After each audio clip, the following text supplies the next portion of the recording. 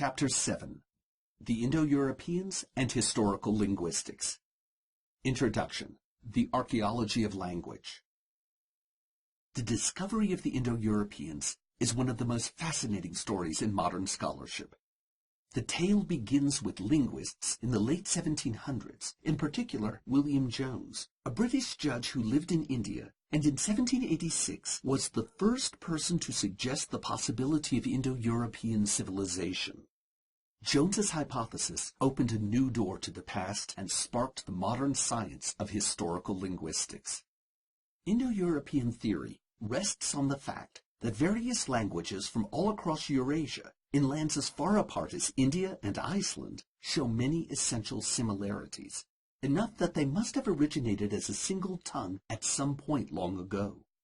Once Jones's successors began exploring the full linguistic record from this perspective, corroborating evidence started pouring in from all quarters.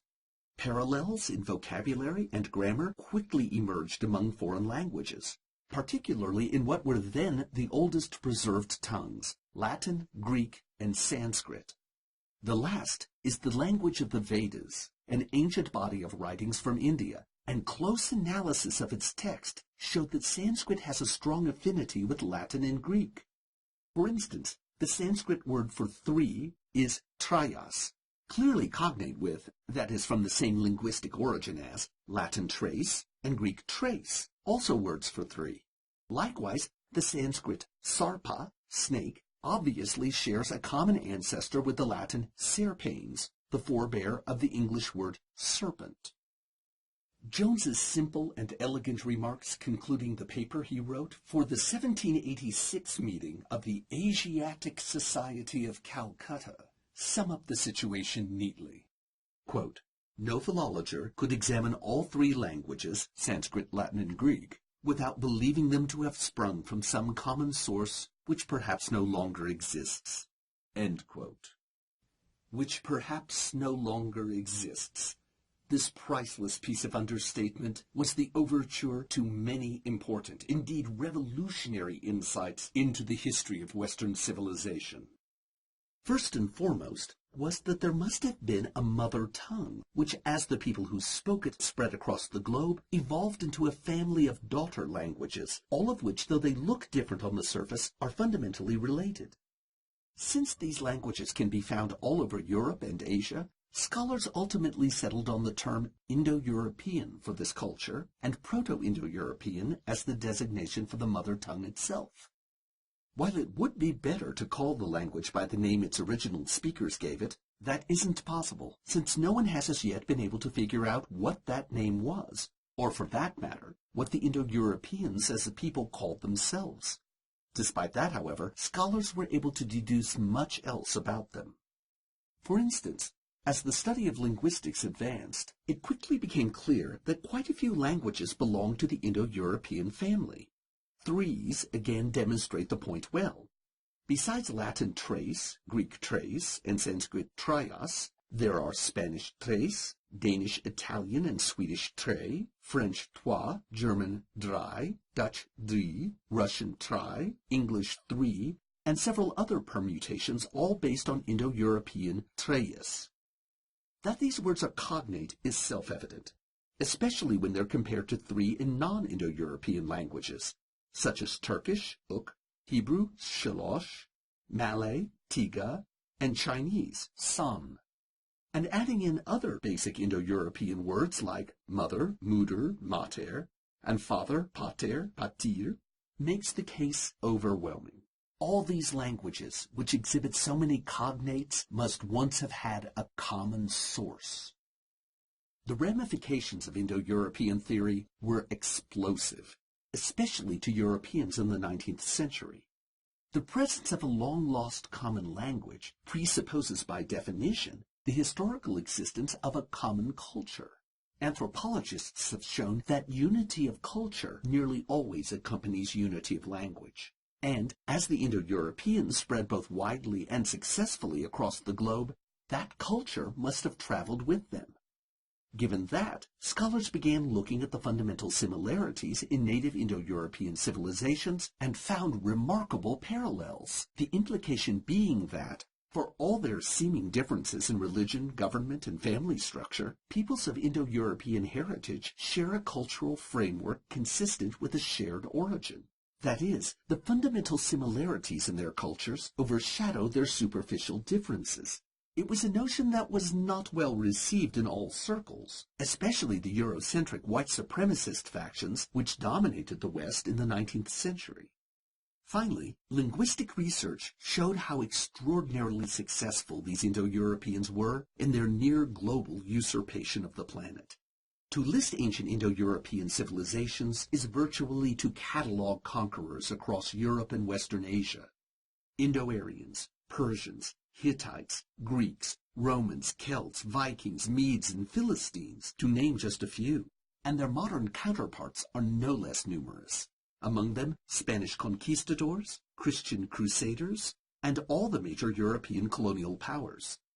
Though there are also many ancient peoples who are not Indo-European: Sumerians, Egyptians, Elamites, Hurrians, Hebrews, Pelasgians, Etruscans, Assyrians, and Minoans, their Indo-European counterparts ultimately came to dominate Europe, and henceforth much of world culture. Indeed, the triumphs of the ancient Indo-Europeans have carried over into the modern age, in which now more than half the people of the world speaks a language descended from Proto-Indo-European. Indo-European linguistics. To understand how Indo-European culture rose to such prominence, one must look far back in time. In late prehistory, waves of Indo-Europeans began migrating in several directions across the Eurasian continent, displacing natives and even other Indo-European settlers who had entered an area earlier. Scholars debate when exactly these massive migrations began. Some say as early as 8,000 to 5,000 BCE, while others put it fairly late, after 3,000 BCE. But it's clear that by the third millennium, 3,000 to 2,000 BCE, the Indo-Europeans were on the move.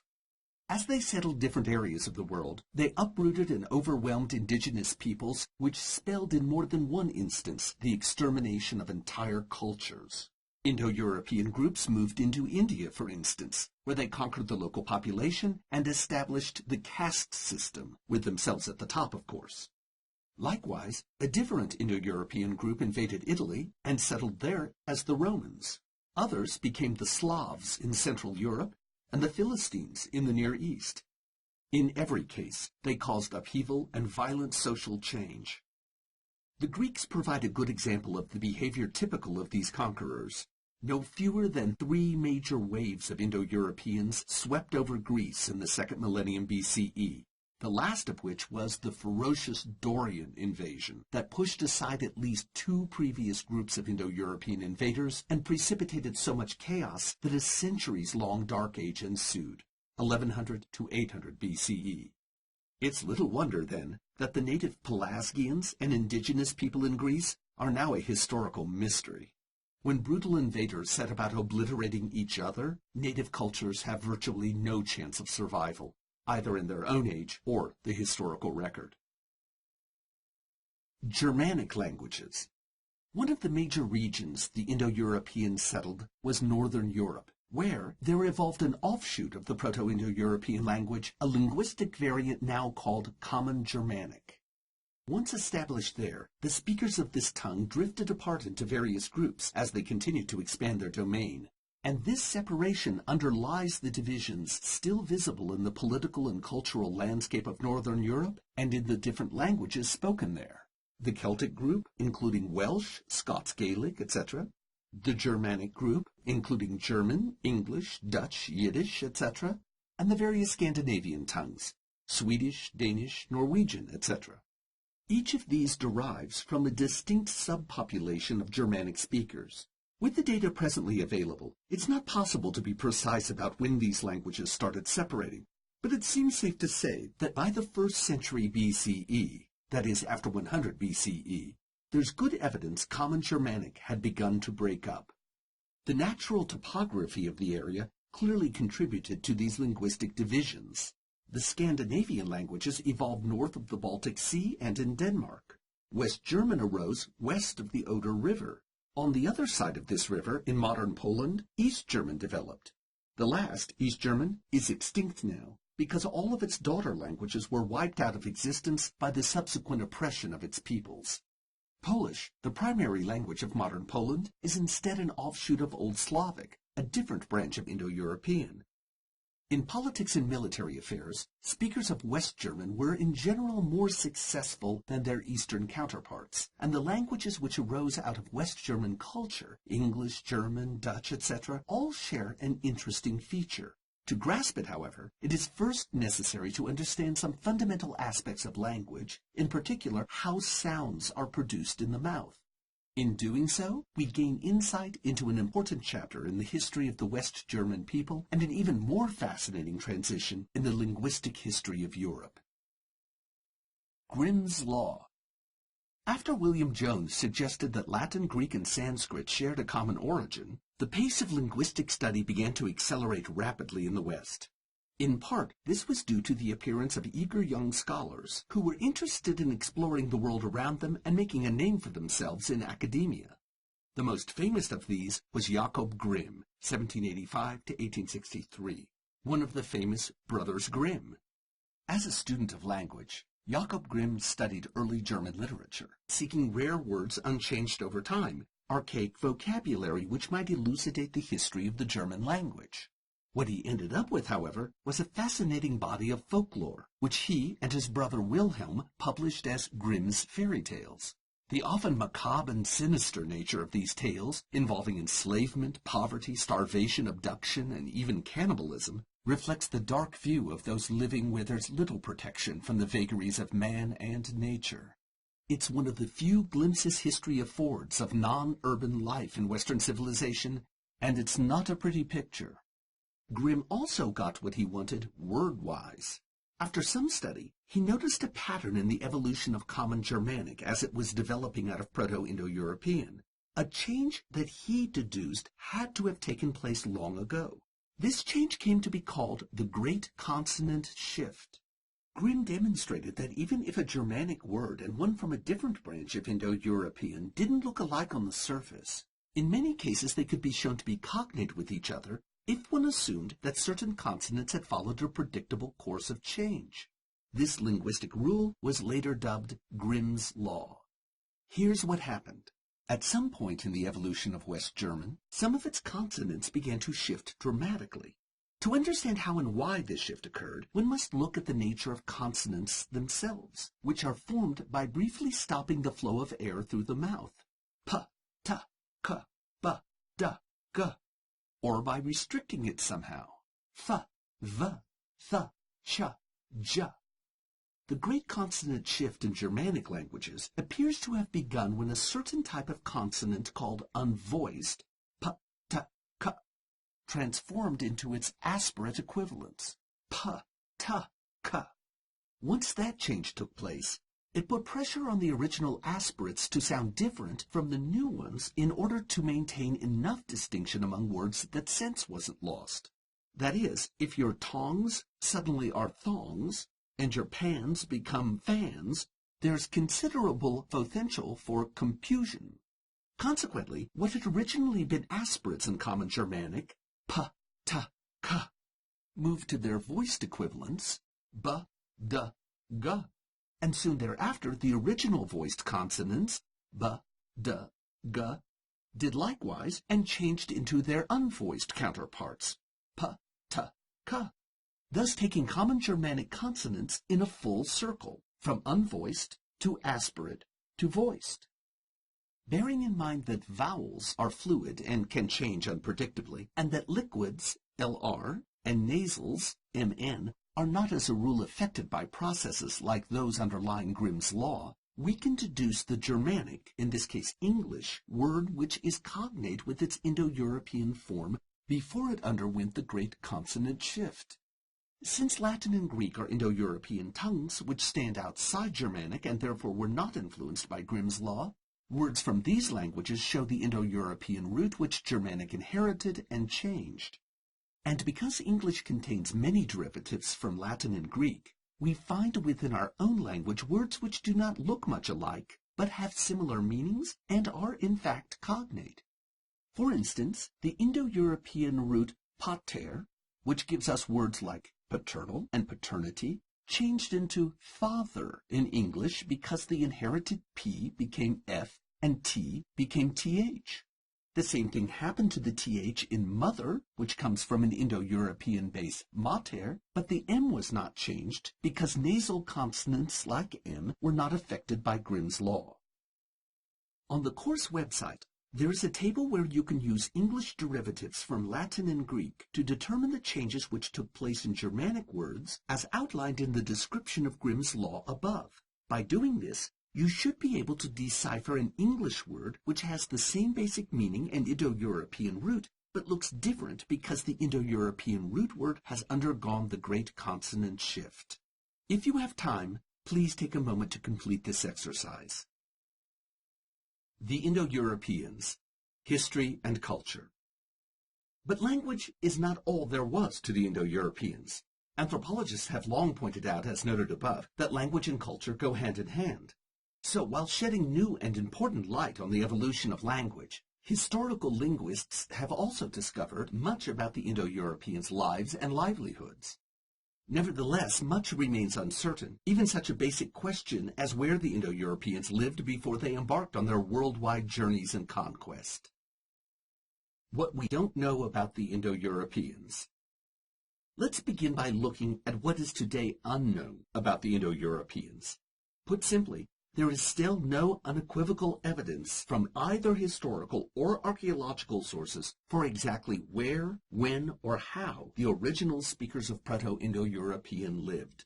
No site, no technology, no extant historical text, no particular past event has as yet been definitively associated with the people whose descendants would later spread Indo-European culture and language across the entire globe. The Indo-Europeans are at present, in strictest terms, a linguistic phenomenon, which is not to say their culture never existed. There is overwhelming evidence it must have at some point in history, and without doubt somewhere in Eurasia, but that's not very precise. Indeed, we cannot speak about Indo-European history and geography with certainty, which has not stopped scholars, however, from trying various means to determine the time and location of the original Indo-Europeans. For instance, based on calculations of the general rate at which languages change, attempts have been made to reason out how long ago Proto-Indo-European began to break apart. That is, by looking at how different its daughter languages are from one another, it may be possible to get a sense of the extent of time it took to create that number of variations in grammar and vocabulary evidenced in Indo-European languages. This is called glossochronology. And though some linguists endorse this method of measuring language change, it has not found widespread favor among scholars. In actuality, the rate of language change can vary widely according to circumstances. Languages sometimes evolve quickly and other times slowly, and none of it is predictable. All in all, the original Indo-European culture almost certainly existed at some time between 5000 and 2000 BCE, but such a wide range is not very helpful to those trying to assess the Indo-Europeans' role in history or tie them to particular developments in a certain age. Where they lived is no less difficult to assess.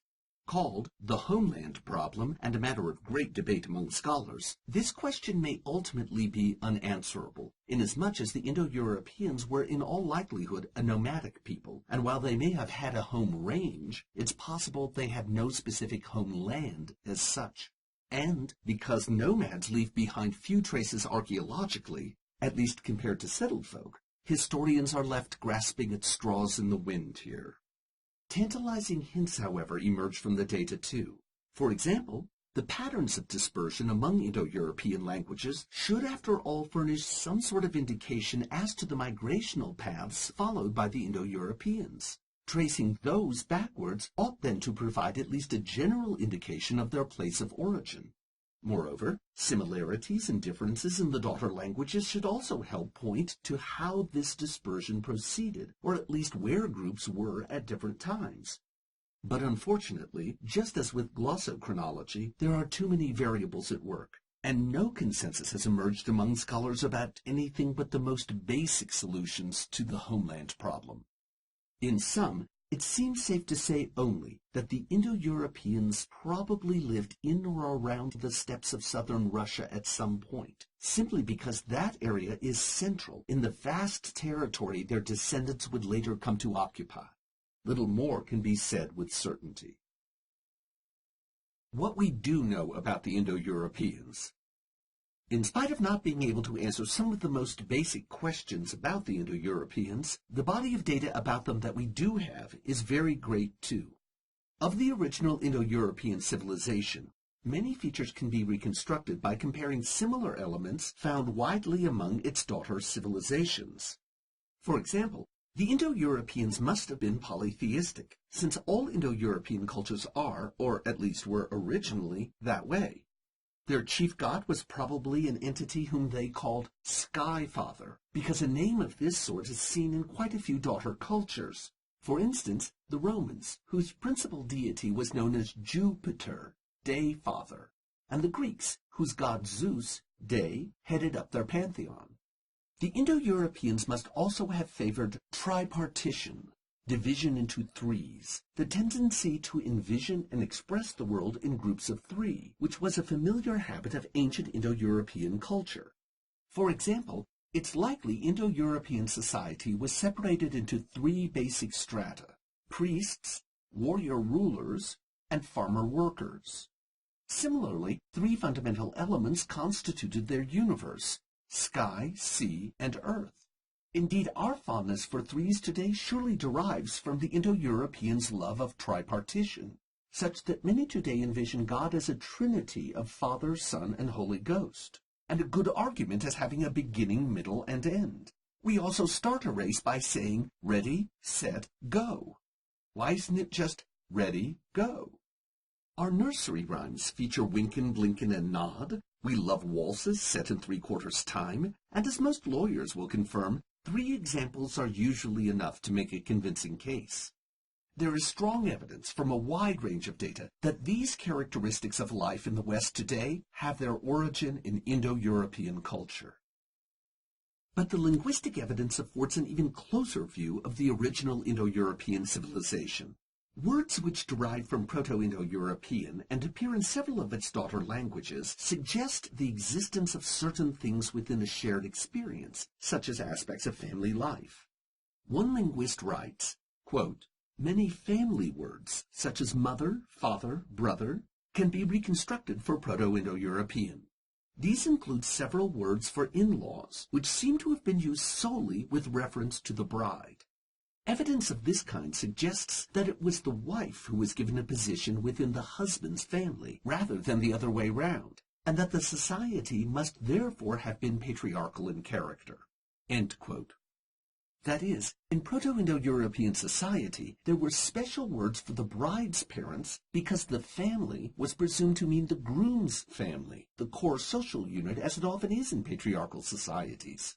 Furthermore, that some Indo-European languages share a base which means king, reg, literally straightener, compare English regal, suggests the Indo-Europeans had or knew about kings of some sort. They probably also had cows, goose, as well as sheep, pigs, and dogs. They lived in villages, weak, compare English vicinity, knew about silver and copper, had ships, now, compare nautical, as well as bows and arrows, and rode horses, equo, from which we get equestrian. That common words for other things do not show up in Indo-European daughter languages suggests the Indo-Europeans did not know about or have contact with these things. Among them are ocean, bronze, and gold. One scholar, Harold H. Bender, puts it this way, quote, "There are no anciently common Indo-European words for elephant, rhinoceros, camel, lion, tiger, monkey, crocodile, parrot, rice, banyan, bamboo, palm, but there are common words more or less widely spread over Indo-European territory for snow and freezing cold, for oak, beech, pine, birch, willow, bear, wolf, otter, beaver, polecat, marten, weasel, deer, rabbit, mouse, horse, ox, sheep, goat, pig, dog, eagle, hawk, owl, jay, wild goose, wild duck, partridge or pheasant, snake, tortoise, crab, ant, bee, etc." End quote. With no common word for ocean, it seems unlikely the Indo-Europeans were originally a coastal people. No shared word for vine makes a Mediterranean origin improbable too. But even with such compelling and specific linguistic data, scholars still cannot agree as to the exact whereabouts of the aboriginal Indo-Europeans. Thus, the homeland problem remains just that, a problem. Conclusion. Who were the Indo-Europeans? In conclusion, who were the Indo-Europeans? The truth is, we do not know who they were, but we do know who they are. Virtually every one of us, at least in some way. Seen genetically, Indo-European heritage encompasses all people of Germanic or Scandinavian or Southern Mediterranean or Persian or Russian or Northern Indian descent, any of a wide range of national groups stemming from India to Iceland. Viewed culturally, that is, as part of a common civilization, everyone who speaks an Indo-European language or has an innate cultural predilection for threes is the heir of Indo-European might and main. From that perspective, it's hard not to see Indo-Europeans everywhere. And thanks to these ancestors' invasion of every continent on Earth and usurpation of much of its natural wealth, the descendants of the Indo-Europeans represent one of the most populous and pervasive cultural forces on the planet. But the price of that success has been quite steep, in almost all cases, the extinction of native cultures. Seen this way, the colonization of the Americas is just one more Indo-European invasion in which the modern descendants of these most efficient conquerors overran and imposed their way of life on yet two more continents of natives, just another set of hapless victims. It should come as no surprise either, then, that the first men to walk on the moon were of immaculate Indo-European pedigree. One small step for a man are all Indo-European words. And the Indo-European nature of our adventures in space may explain another feature of these explorations, the reason we show so little eagerness to return there. Perhaps that's because we've found no lunar natives to displace. As yet.